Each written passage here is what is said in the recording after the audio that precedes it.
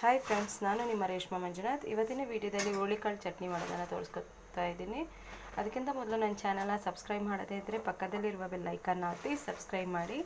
ಹಾಗಿದ್ರೆ ಹುರುಳಿಕಾಳು ಚಟ್ನಿ ಹೇಗೆ ಮಾಡೋದಂತ ನೋಡ್ಕೊಂಡು ಬರೋಣ. ತಗೊಂಡಿದ್ದೀನಿ, ಇದನ್ನು ಹುರ್ಕೊಳ್ಳೋಣ. ಹುರುಳಿಕಾಳನ್ನು ಇವಾಗ ಹುರ್ಕೊಳ್ಳೋಣ.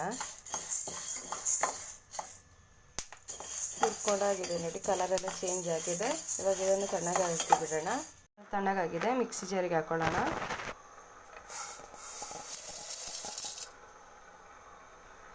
ಅರ್ಧ ಈರುಳ್ಳಿ ಹಾಕೋತೀನಿ, ಒಂದು 4 ಕಾಯಿ ಮೆಣಸು ಹಾಕೋತಾ ಇದ್ದೀನಿ,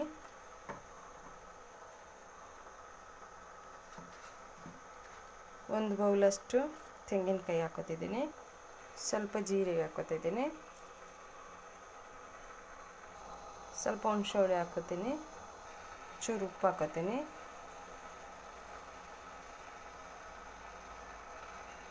ಮೂರು ಎಳೆ ಬೆಳ್ಳುಳ್ಳಿ ಹಾಕೋತೀನಿ. ಇವಾಗ ನೀರು ಹಾಕ್ಕೊಂಡು ನುಣ್ಣಗೆ ರುಬ್ಕೊಳ್ಳೋಣ.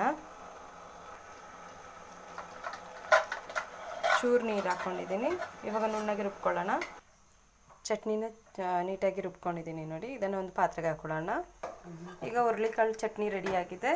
ಈ ರೆಸಿಪಿ ನಿಮ್ಗೆ ಇಷ್ಟ ಆದರೆ ನೀವು ಕೂಡ ಒಮ್ಮೆ ಟ್ರೈ ಮಾಡಿ. ಹಾಗೆ ನನ್ನ ಚಾನಲ್ನ ಲೈಕ್ ಮಾಡಿ, ಶೇರ್ ಮಾಡಿ, ಸಬ್ಸ್ಕ್ರೈಬ್ ಮಾಡಿ. Thank you for watching.